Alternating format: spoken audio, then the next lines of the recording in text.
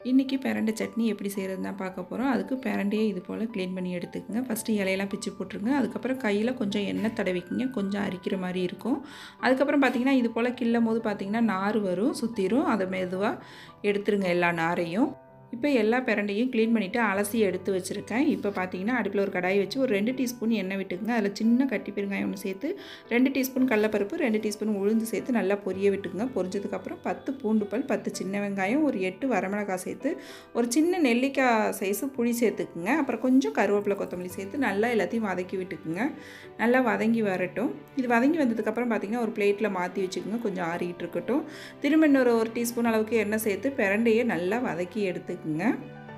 இப்போ பிரண்டை பார்த்திங்கன்னா நல்லா இந்த அளவுக்கு வதங்கி வரணும். வதங்கினதுக்கப்புறம் இது நல்லா ஆற வச்சுட்டு மிக்ஸி ஜாரில் சேர்த்துக்குங்க. எல்லா பொருளையும் சேர்த்து தேவையான அளவு உப்பு சேர்த்து கொஞ்சமாக தண்ணி ஊற்றி அரைச்சி எடுத்துக்குவோம். கடைசியாக கடுகு உளுந்து தாளித்து சேர்த்துக்குங்க.